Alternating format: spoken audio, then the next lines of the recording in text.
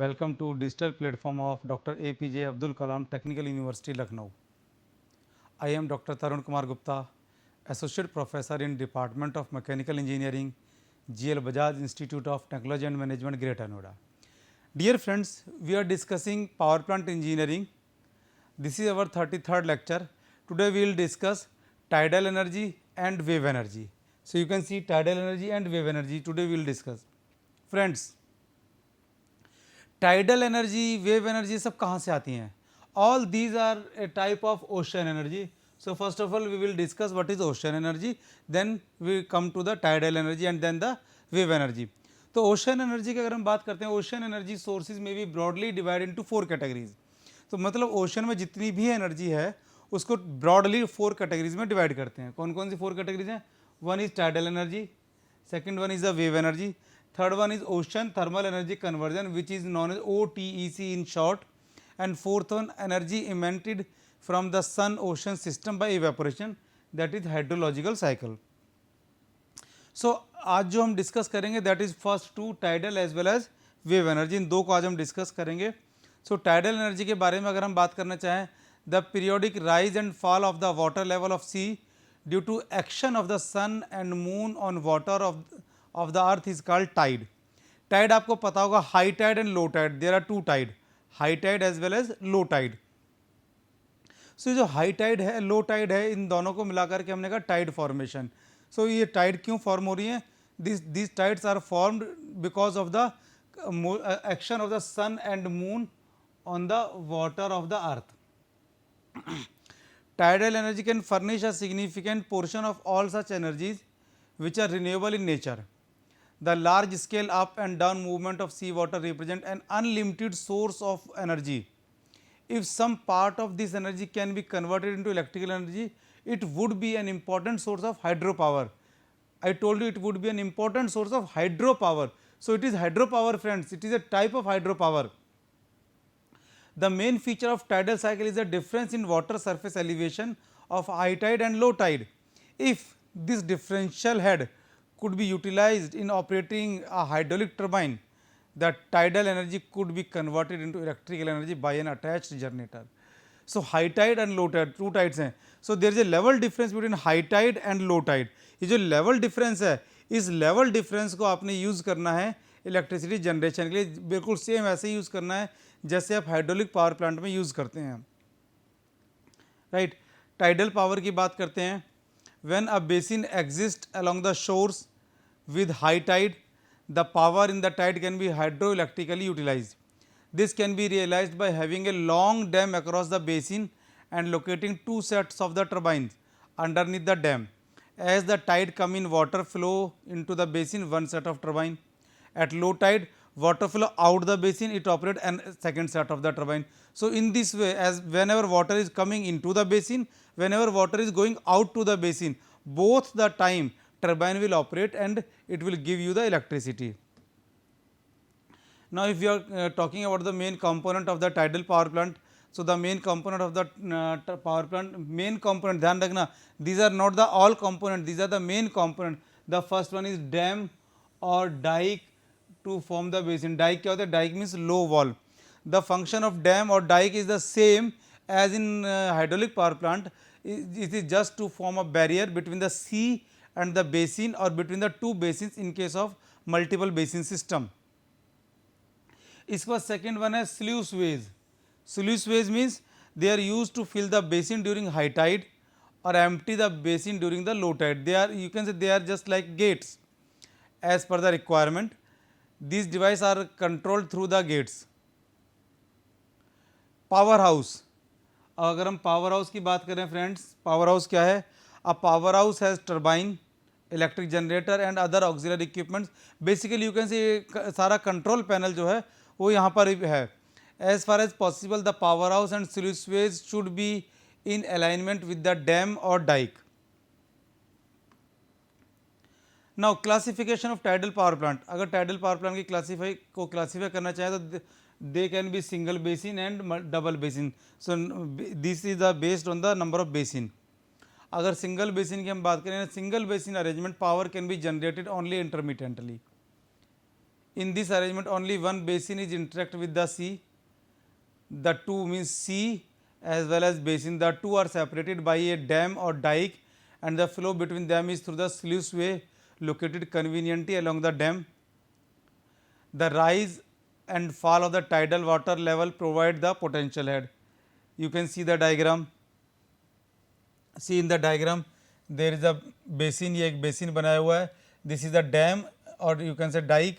ठीक है, ये sea है. So whenever water is coming into the tide, this generator, hydraulic turbine generator, this generator will operate, right? Now यहाँ पर water कब तक आएगा? जब तक यहाँ पर हाई टाइड है, वाटर का लेवल अप हो रहा है, सो यहाँ पर वाटर का लेवल अप होगा. When level of both will be same, so there will be no flow of the water, right. इसके बाद क्या होगा? ये स्टॉप हो जाएगा. After some time whenever there is a low tide, so जैसे ही इसके लेवल से नीचे टाइड आएगी, इसके लेवल से नीचे लेवल हो गया, बेसिन के लेवल से नीचे, so water is coming from the basin to the sea. So again there will be electricity generation through this turbine and generator. Now total time for one high tide and one low tide is approximately 12 or 50 minutes. Means approximately you can say in a day of 24 hours there will be 2 high tide and 2 low tide. ठीक है. इसके बाद हम बात करते हैं friends double basin arrangement की. अभी क्या सिंगल बेसिन में क्या है, पावर काफ़ी कम जनरेट हो रही है, इंटरमीडिएटली जनरेट हो रही है पावर, सो गैप ज़्यादा है. सो अब इसके लिए क्या किया गया, एक डबल बेसिन टर्बाइन यूज़ किया गया सो दैट ज़्यादा पावर यूज़ की जा सके. So double basin as the name indicate, double means two, दो. So there are two basins at different level. One is known as upper basin, other is known as lower basin. A dam is provide between two basins and turbine are located in the dam. The sluice gates are provided in the dam.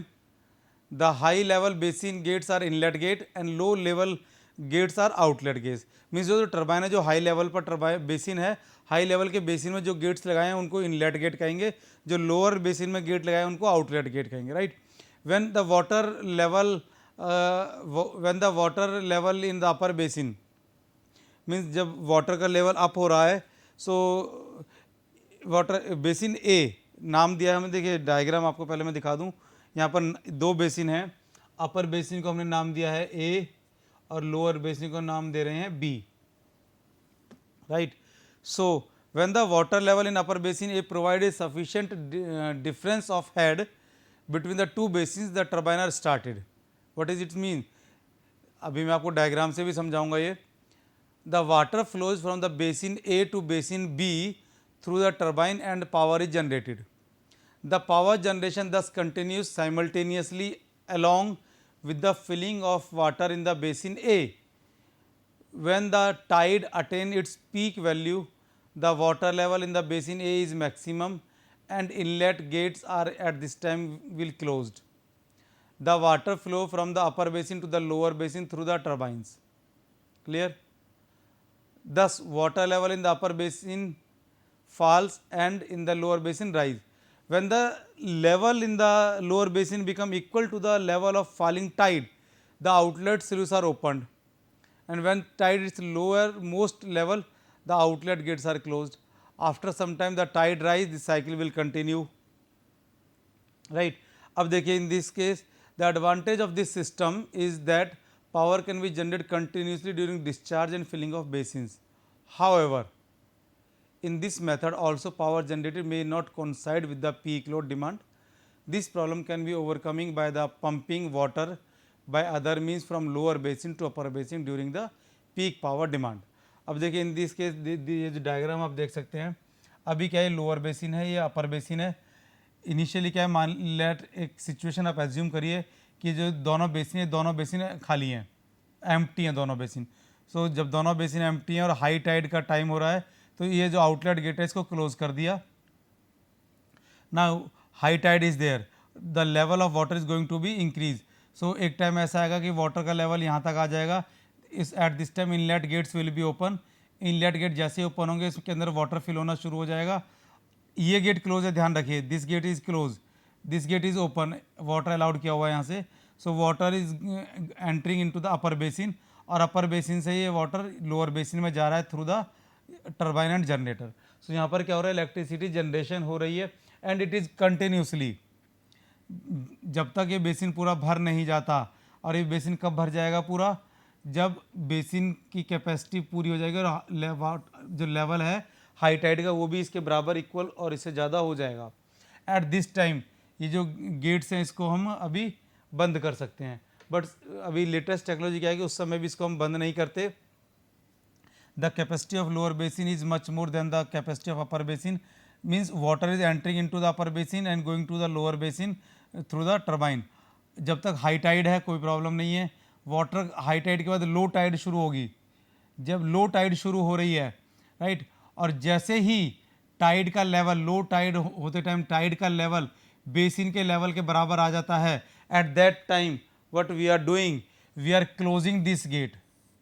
ध्यान रखिए, high tide हो रही है, high tide के time पर water यहाँ से enter कर रहा है, कोई प्रॉब्लम नहीं है, टरबाइन रन कर रहा है। हाई टाइड ऊपर रहेगी, जब तक वाटर का लेवल ऊपर रहेगा, water will enter into the upper basin, upper basin fill रहेगा और वाटर टरबाइन से क्रॉस करता रहेगा, कोई प्रॉब्लम नहीं है।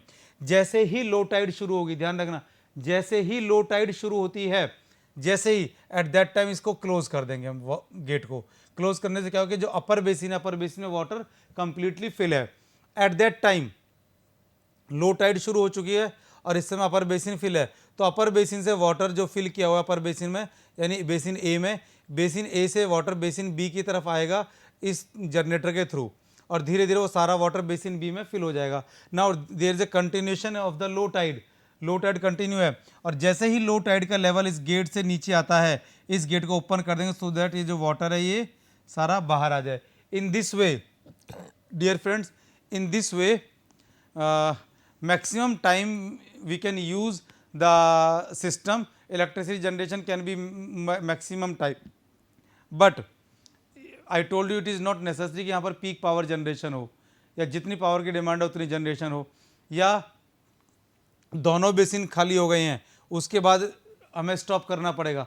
अगर हम चाहते हैं कि दोनों बेसिन खाली ना हो और कंटिन्यूस पावर जनरेशन हो, so we have to make some alternate arrangement so that ये जो वाटर यहाँ पर अवेलेबल था, ये वाटर को वापस यहाँ पर पंप कर सके, और वापस पंप किया, फिर से टर्बाइन के थ्रू क्रॉस किया।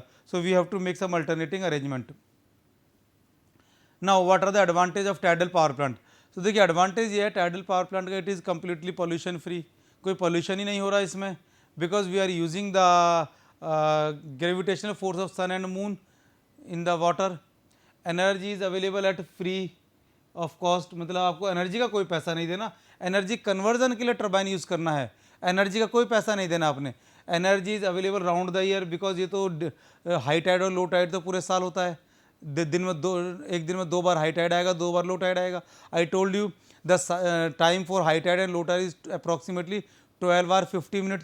सो एवरी 12 आवर 50 मिनट साइकिल क्या होगा, रिपीट होगा। It is a renewable energy resources, it is not affected by rainy season or monsoon because here we are using the energy of ocean, तो ocean में तो water की problem ही नहीं है, monsoon से कोई लेना देना नहीं है। Large area of valuable land is not required. So these are the advantages, but there are some disadvantages also. अब डिसएडवांटेजेस कौन से हैं, the capital cost of this plant is high and needs a long construction time, ये एक disadvantage है। The interest and depreciation component of the generation cost is very high, another disadvantage. The construction of tidal barrage is very high due to very complex problem associated with it, so every location cannot be ideal for installing such type of the system, means आपको जो location है वो बड़ी carefully identify करनी पड़ेगी। Tidal power output is not uniform throughout the day unless you are using a pump. The production is the form of pulses, means 2 pulse every day. आपको मैंने बताया पल्स कितना है, 12 घंटे 50 मिनट का साइकिल टाइम है, so each pulse is lasting about 4 to 6 hour. Sedimentation of basin is a problem because whenever there is a high tide, so there will be a problem of sedimentation. Sea water is very corrosive in nature, so आपको जो equipments use करने हैं वो ऐसे equipment use करने हैं which are not affected by the corrosion और sea water. Marine life is affected and power transmission is costly, because ये जो आप सेटअप यूज़ करेंगे ये रिमोट लोकेशन पर होगा, जहाँ से पावर ट्रांसमिट करना बड़ी कॉस्टली हो जाता है। यूज़ की हम बात करते हैं, हमने पहले भी आपको बताया था यूज़ क्या है रिन्यूएबल एनर्जी रिसोर्सेज का, अभी फिर बताते हैं। टाइडल एनर्जी का सबसे जो ज़्यादा यूज़ हम करना चाहते हैं वो चाहते हैं इलेक्ट्रिसिटी जनरेशन में. Like any other form of energy, the main use of tidal energy is in the generation of electrical energy.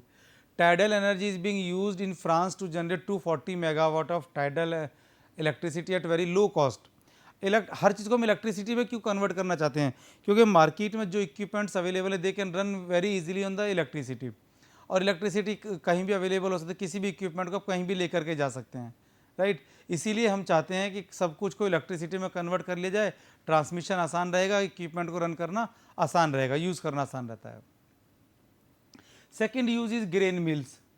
Grain mills, tidal energy has been used for hundreds of years, just like windmills. Tidal energy were used for the mechanical crushing of grains in the grain mills. Energy storage, tidal energy क्या है?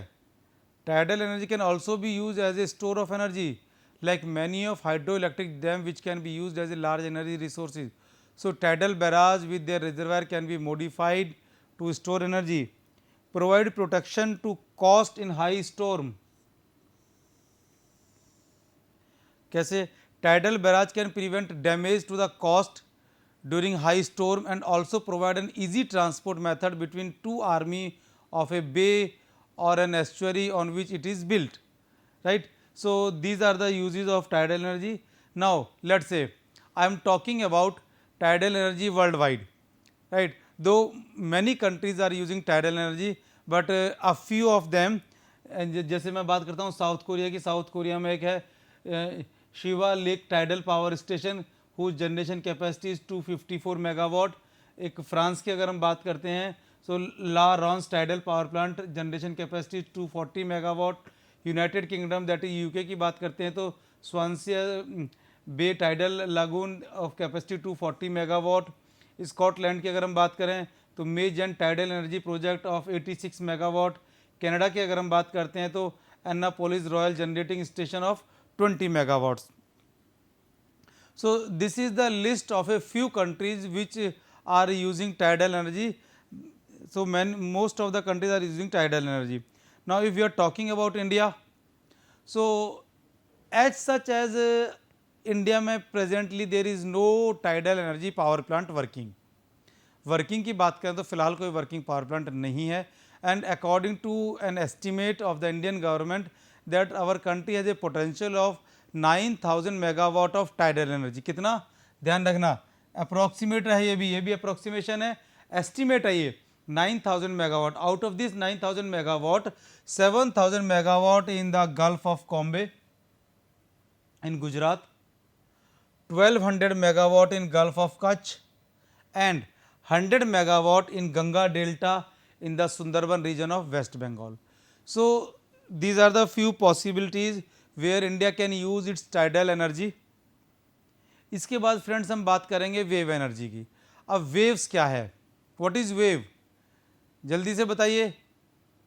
Yes, differential warming of earth cause pressure difference in the atmosphere which generate wind, and when wind move across the surface of open body of water they transfer some of their energy to water and create waves. ठीक है, इसको याद कर लीजिए ढंग से. differential warming of earth cause pressure difference in the atmosphere which generate wind, and when wind move across the surface of water, open body of water, they transfer some of their energy to the water and create waves. Now following factors determine how strong an individual wave be.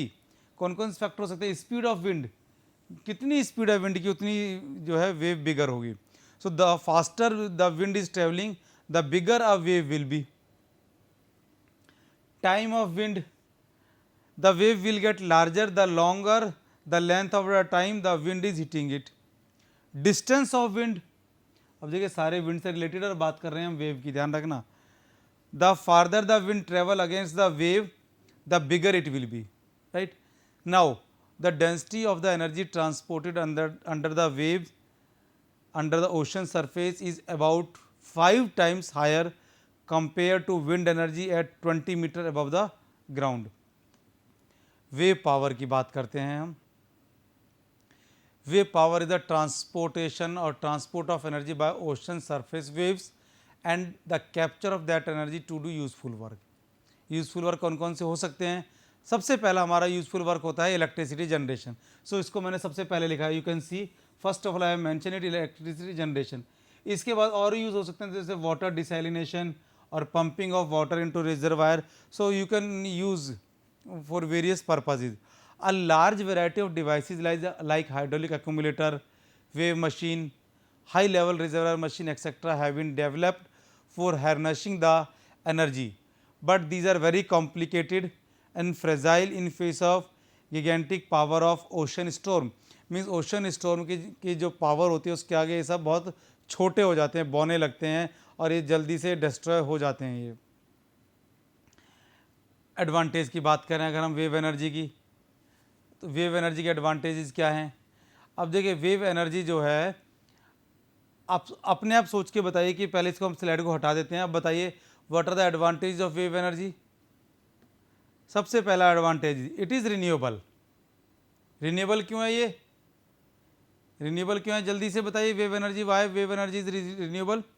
Because in the wave energy we are using the energy of wind, energy available in wind. When wind is coming in contact with the water, waves will create, right? और wind कैसे create हो रहे हैं? Wind is created through the sun. Clear? So means it is a part of solar energy. So wave energy is a type of solar energy, wave energy is a type of wind energy, wave energy is a type of ocean energy. So you can say wave energy is a combination of three type of energy: solar energy, wind energy and ocean energy. And all three are the renewable. All three sources are the renewable.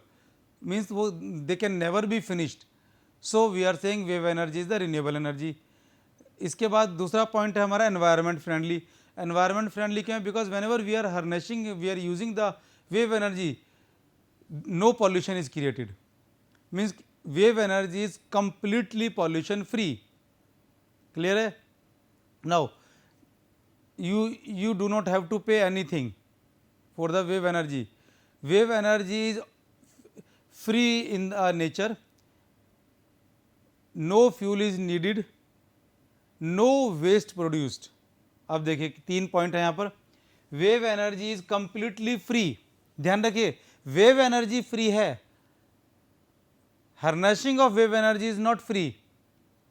Wave energy का cost का पैसा नहीं देना, पर wave energy को convert करने के लिए, कलेक्ट करने के लिए आपको कुछ एक्सपेंस करना पड़ेगा. नो फ्यूल नीडिड, वेव्स को जनरेट करने के लिए no fuel needed. Whenever you are harnessing wave energy, no waste produce.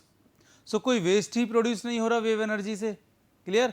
कितने सारे पॉइंट हैं. It is renewable, it is environmental friendly, it is pollution free, it is free of cost in nature, no fuel needed to generate the waves, no waste produced, it less expensive to operate and maintain. Another point, it can produce a great deal of energy and land is not required. सबसे important point है, इसके लिए land की requirement ही नहीं है. क्यों नहीं है? क्योंकि ये waves के ऊपर है, waves है, waves में ही आपको collection करना है. So land is not required. Disadvantage की बात करते हैं friends. Now suitable to certain locations. So हर समय हर लोकेशन पर इसको यूज़ नहीं कर सकते. So it is suitable to certain location. Certain locations कौन सी हो सकती हैं? कि वेव्स कंटिन्यूसली अवेलेबल हों. और वेव्स कंटिन्यूसली कब अवेलेबल होंगी? When ever wind comes in contact with the open surface of the water. So winds continuous flow होनी चाहिए, एयर कंटिन्यूस फ्लो होनी चाहिए. सो इसलिए ओशन में तो हो सकता है अगर ऑब्स्ट्रक्शन नहीं होने चाहिए. It can have some effect on marine ecosystem. Whenever you are harnessing the wave energy, it can affect the marine ecosystem. Lack of dependability, relative scarcity of accessible sites of large wave activity. Means जहाँ पर ज़्यादा waves create हो रही हैं, हो सकता है वहाँ तक हम पहुँच भी ना पाएँ. Construction is relatively complicated. Yes, construction is very complicated. Relative ही नहीं कहेंगे, कंस्ट्रक्शन इज़ वेरी कॉम्प्लिकेटेड, क्योंकि आपको सब कुछ फ्लोटिंग डिज़ाइन करना है. ठीक है? The device has to withstand storm. अब देखिए जो सुनामी आती हैं, ओशन में स्टॉर्म आते हैं, तो जो भी डिवाइस आप बनाएंगे, those device must be able to wear the force of tsunami, force of storm.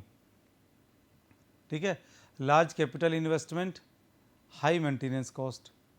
और power generation is not so much high. इसके बाद बात करेंगे डियर फ्रेंड्स हम challenge with wave energy. Wave energy के लिए कौन कौन से चैलेंज है। देखिए जैसे मैंने आपको बताया ना स्टॉर्म का, so many device already been destroyed by the force of tide and strong storm. बहुत सारी कोशिश की जा चुकी हैं, पर स्टिल क्या होता है कि जो स्टॉर्म आते हैं या जो टाइड की बहुत ज़्यादा फोर्स होती है वो कई बार डिवाइसेस को डिस्ट्रॉय कर देती है। Accessibility, maintenance and repair can also भी कॉस्टली। ऐसे साइट्स को एक्सेसिबल करना, इक्विपमेंट्स को मेंटेनेंस करना, रिपेयर करना, ये भी कॉस्टली है। The typical efficiency of wave energy device is only about 30%। तो ये मैं हायर साइड बता रहा हूँ, सो 30% के करीब ही एफिशिएंसी इसकी होती है। There is a potential impact on the marine environment. So ये तो हमने डिसएडवांटेज में बताया था कि मेराइन एनवायरनमेंट पर ये इफेक्ट करती है। सो मेराइन एनवायरनमेंट का ध्यान रखना है। Noise pollution could have negative impact if not monitored. So, the noise and visible impact of each design varies greatly. Waveform can result in displacement of commercial and recreational fishermen from productive fishing grounds. Means जहाँ भी आपने wave form लगा दिया, wave based power plant लगा दिया, सो वहाँ पर जो फिशरमैन है which are collecting fishes and sea products for various commercial purpose, तो हो सकता है उनको कहीं और जाना पड़े। ठीक है। Now wave can generate 2700 gigawatts of power. Out of this 2700 gigawatt power only 500 gigawatt can be captured with the current technology. So a new technology is required, means current technology is not sufficient. World की मैं बात करें, अगर हम बात करें तो कुछ कंट्रीज़ में वेव एनर्जी फॉर्म्स अवेलेबल हैं, जैसे main areas for wave farm are in Portugal, UK that is United Kingdom, Australia and the United States USA.